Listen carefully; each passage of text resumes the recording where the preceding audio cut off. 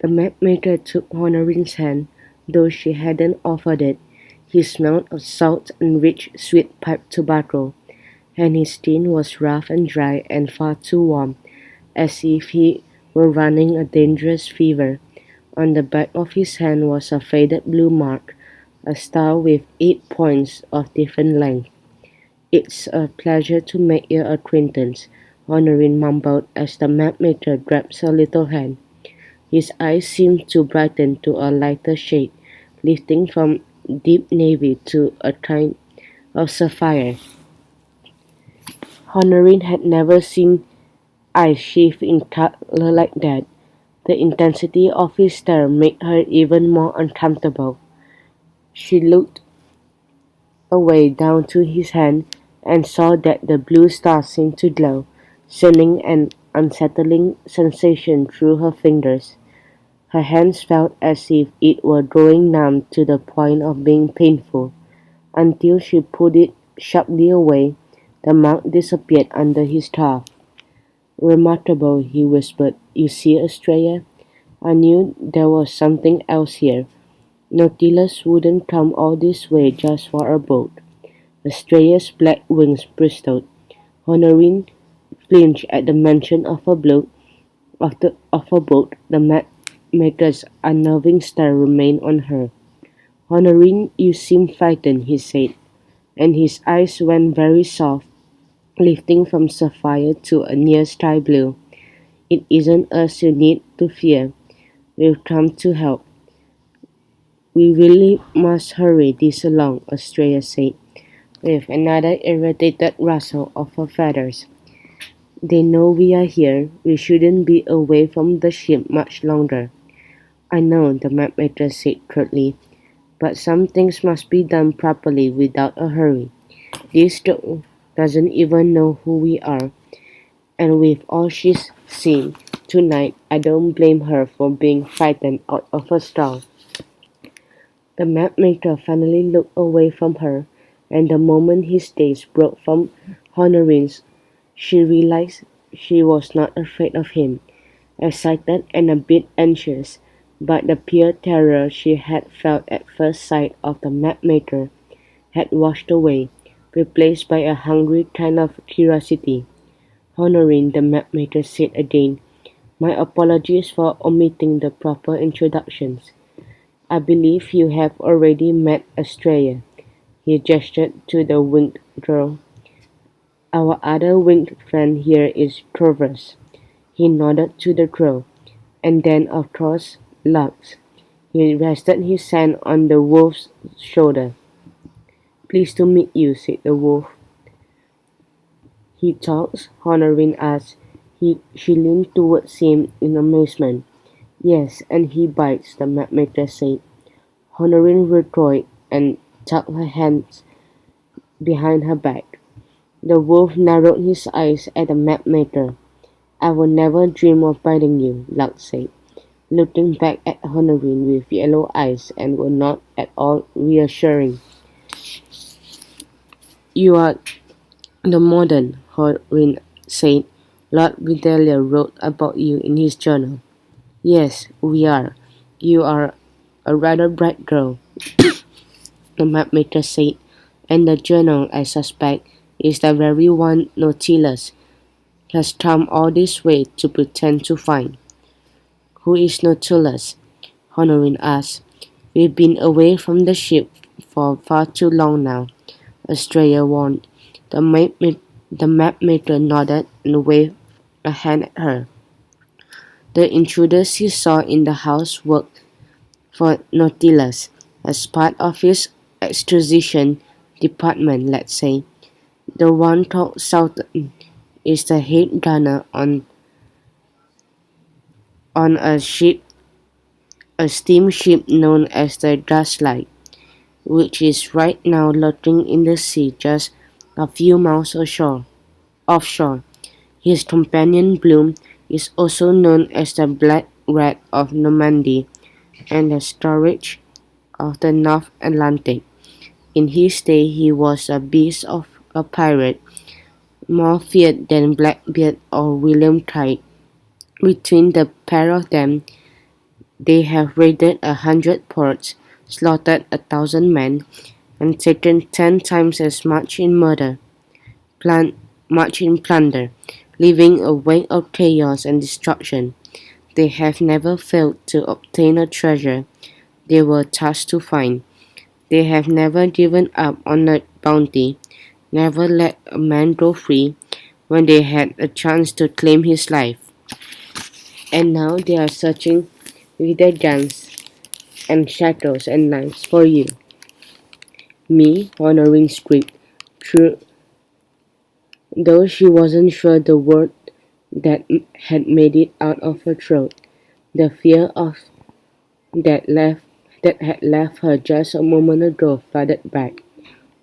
All the light and sound in the world seemed to rush away, and her eyes blurred until the only thing she could see was the faint blue flicker of the mapmaker's eyes. "You can't say things like that to her," someone said. It sounded like the wolf. "She's just a child after all." She felt a tingling in her hands, as if she were touching a mild electric current. Her vision snapped back to focus, and she found herself leaning into Lux, her hands and arms buried in his thick, slightly prickly fur. "Careful there," Lux said. "You nearly fainted." Honorine stood back up, leaving one hand on Lux's shoulder. Somehow the feel of the wolf's fur both calmed her and began to build in her a sense of strength and confidence. "Thank you," she said to Lux. "I feel much better." "That's courage," the mapmaker said, followed with a smile and a pat of Lux's flank. "Is that is what he stood for?" "And what are you good for, Honorine?" The courage only lasted until she pulled her hand away from Lux's throat. Then the dark and the cold and her smallness in the world seemed to become suddenly very important. Trying to ignore her starting heart, she said, "I don't know."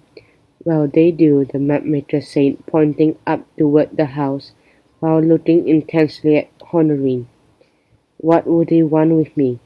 "They were looking for a book." The crow on the mapmaker's shoulder hopped up onto the potting bench and pecked at the glass.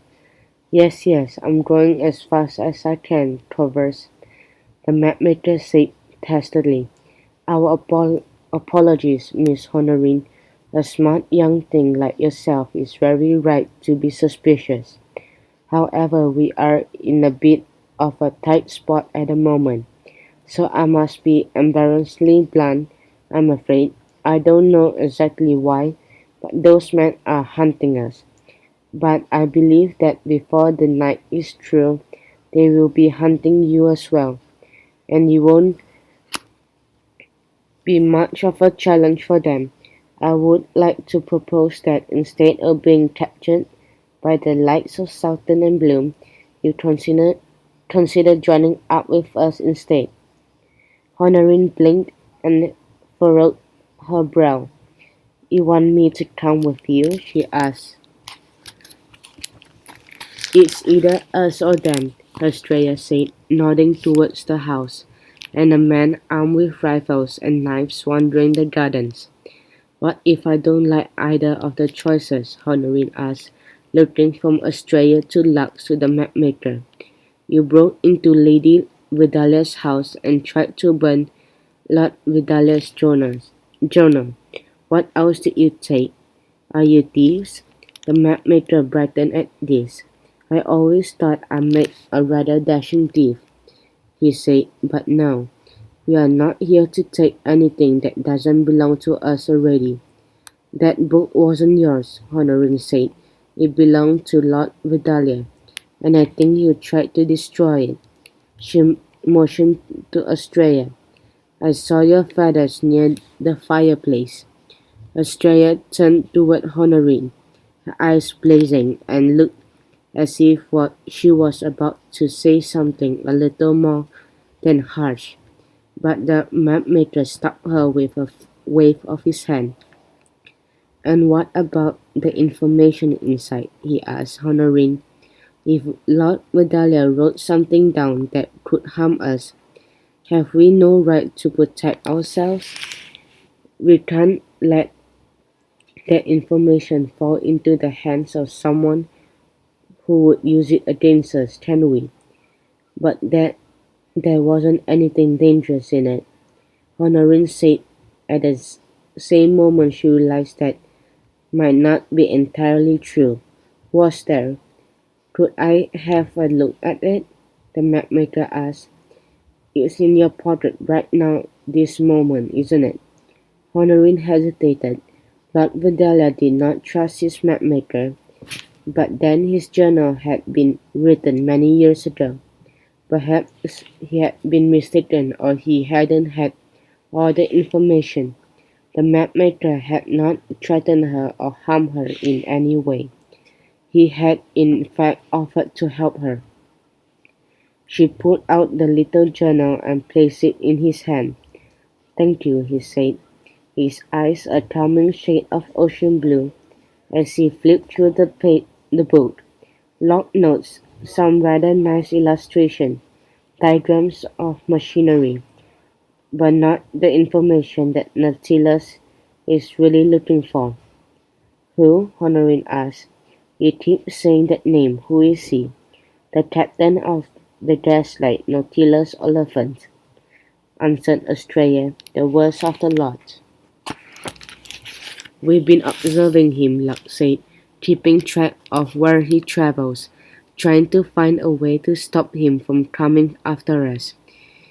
We first found it curious that he would come here, but then word reached us that Nautilus was looking for a rather important piece of work created by Lord Vidalia, a lost journal, and that he was traveling across the whole of North Atlantic to find it.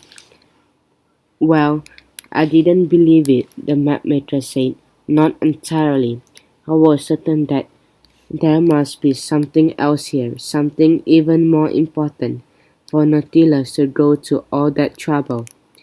The mapmaker looked down at Honorin. Now I understand, he said. I would have come to find you much, much sooner had I known you were here all along. Lux moved suddenly, nodding past Honorin to get to the windows. You'll have to explain it to her on the ship, he said. We're out of time here. He's here. Behind him the moon hung low and full of yellow, brushing the tops of the trees, and beside it, Honorin saw a certain large, round shape resting in the sky as if the moon were casting a shadow. A flicker of golden firelight illuminated the underside of a huge blue dirigible growing closer and larger every second. What is that? Honorin asked. Nautilus airship, the mapmaker huffed. This is it. Honorin, we have to get back to our ship. It is the only place where Nautilus cannot catch us. There will be time to ask all the questions you like once we get outside his reach. Honorin felt the dread building in the greenhouse as Australia, Lux, Curvers, and the mapmaker stared up at the looming airship, waiting for her to give them the signal to flee to safety. to safety. What about the others? She asked. Lady Vidalia is still in the house, and Agnes and the other maids. I can't just leave them behind. Nautilus is looking for us, not them. If we go away, he will follow, the mapmaker explained. A deep, powerful explosion rang out in the dark morning sky, rattling the glass in the greenhouse windows until several panes cracked. What was that? Honorin asked. That would be the cannons, Lux said. Are you ready, Honorin? The mapmaker asked, before the echo of the cannon fire had completely faded. That was it, the adventure Honorin had always trimmed off right in front of her, the kind that Lord Vidalia had undertaken, travelling away from the manor house and garden walls to bring home all those treasures and artifacts, the kind of adventure that had taken him away forever, she realized, perhaps had even been his demise. There would be excitement and mystery and discovery and cannons. "All right," she said finally. "You'll come?" Lux asked, his ears prickling up brightly. "Yes, I'll go with you." She expected him to be pleased, but the mapmaker's first reaction, just for a moment, was one of melancholy. He nodded and put a hand on Honorin's shoulder. "Welcome back," he said, giving her a pat. "Now we have to get to the Carina before Nautilus works out that we're still here, wandering around unprotected." The mapmaker moved to the tangled dark at the back of the greenhouse, brushing aside a shriveled rope of vine covering in yellowing leaves, and slid open a panel of glass leading to a narrow gap in the brick garden wall. Estrella and Curvus went through after him, leaving Lux and Honorin alone the glowing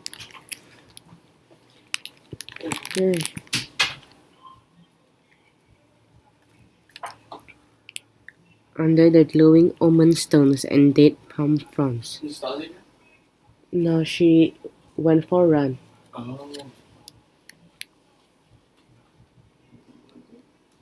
"You first," Lux said with a nod toward the little brick doorway. "I'll be right behind you, I promise." Honorin took a deep breath and one last look back at the Vidalia's house, then ducked through the wall, leaving behind the manicured garden and the elegant estate, and entering the dark wild woods.